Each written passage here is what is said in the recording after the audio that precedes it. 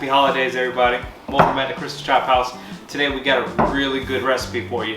One of my favorites, actually. This is roasted chicken gnocchi with a pesto cream sauce. Okay, it is amazing. It really is. So first two steps you gotta do. We gotta roast the chicken and we gotta get the potatoes boiling for the gnocchi. So I'm gonna walk you through that. Then we're gonna make our pesto. We're gonna come back and finish our gnocchi and go from there. We need to dry the chicken with some paper towels. We're then going to transfer it to a fresh pan with aluminum foil. We're going to season that chicken with extra virgin olive oil first, and then salt and pepper on all sides and under the skin. And then that chicken will go in the oven, 450 degrees for about 20 to 25 minutes. When you reach a golden crust and an internal temperature of about 155 degrees or so, it will carry over cook to 165. And don't forget, it will be cooked the second time.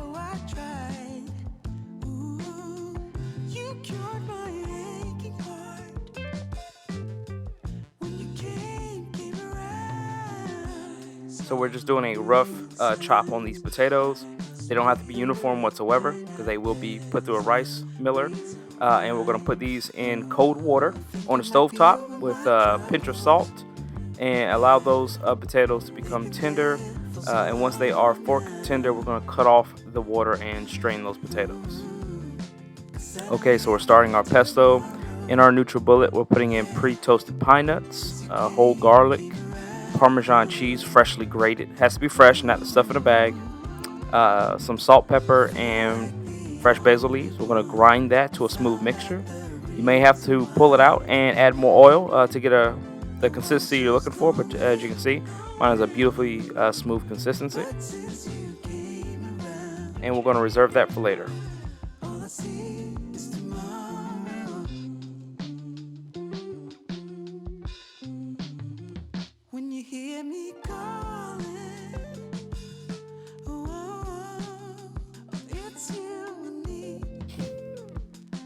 So what you see in front of you is a rice miller. Really just presses the potatoes through, creates a little air, makes the gnocchi a little bit lighter. All right, once we've riced all the potatoes, we're adding in our eggs. We're going to add in our flour and our salt and pepper for seasoning. You don't have to get too crazy with the salt and pepper here. You will season the sauce as well. You don't want this to be too salty. So I'm going to add half my flour and start to blend the potatoes with the flour and the egg mixture. And once I've gotten that fairly well incorporated, I will add the remainder of my flour to get the dough to a near non-tacky texture. So as you can see, I'm going to keep kneading the dough. It's going to firm into a ball. Once it gets to a ball, we're going to stop and wrap it and put it in the refrigerator for about an hour to relax.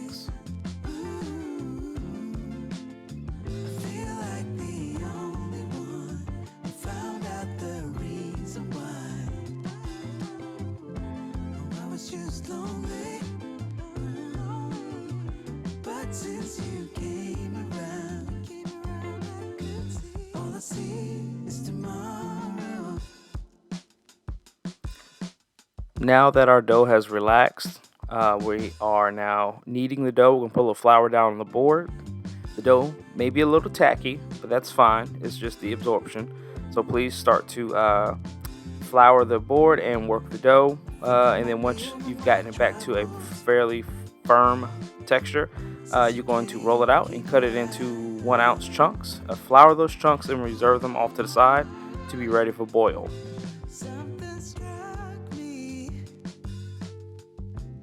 So we want ununiformity here.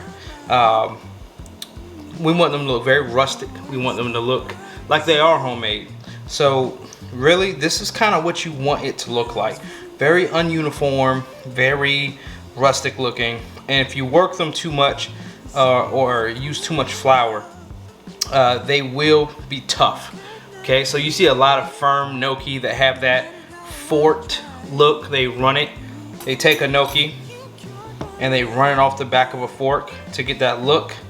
You can do that, but I find that those gnocchi are very tough, even after they've been boiled and then pan seared. I want a very soft gnocchi, soft, or should I say less chewy gnocchi. And the best way to accomplish that is to not overwork the dough. You just want enough gluten development that it is not super sticky, tacky dough. You don't want a tacky dough. You want just a nice, soft, firm dough. Shape doesn't matter. You just want to throw all these right into the boiler here. And then we're gonna cool them in the refrigerator. And then once they're cool and dry, we can pan sear them and finish our dish. So the next step is we're gonna boil them. And traditionally, you're gonna plop them in, they're gonna sink to the bottom. When they rise to the top, you want them to kind of float for about a minute, and then they're done. You're gonna take them out, you're gonna put them on a lined pan to allow them to dry, and then we're good to go. So next step, in the boiler. So now I'm pulling the chicken meat. This is a really simple task here. Just pull all the meat off the bone, reserve all the skin if you like, or feed the skin to any of those who are nearby who would like to eat it, but it's still really good. Pull the meat within the juices left over from the baking process.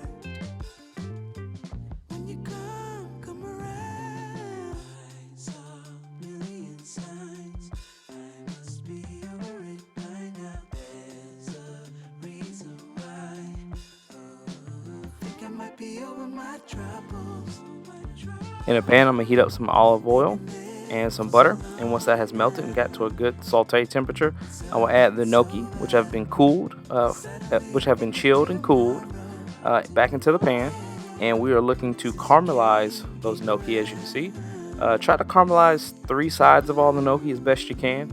It will be impossible to caramelize all of it without burning parts, so just get as much of it caramelized as you can. And then we're going to pull that out and reserve off to the side. In that remaining oil, we're going to add sun-dried tomatoes, Katamala olives, and heavy cream. We're going to heat that up and then add in about 4 egg yolks. The egg yolks are the sauce thickener, so in lieu of cornstarch or flour, we're thickening the sauce with egg yolks and freshly grated Parmesan Reggiano cheese. Now, as this starts to heat up, it will thicken, so we want to go ahead and season it with salt and pepper. Allow it to get to a nappe consistency.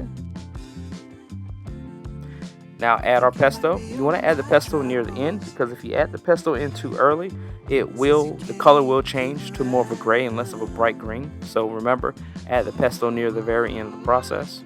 And now we're going to add in our chicken. We're going to add in our gnocchi.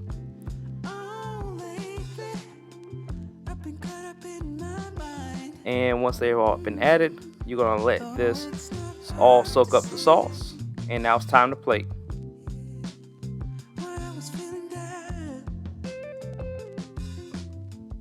Oh, yeah, we have to check the sauce texture and flavor, and it is delicious as it looks. And we've just placed this in a bowl with freshly grated Parmesan and basil. Enjoy!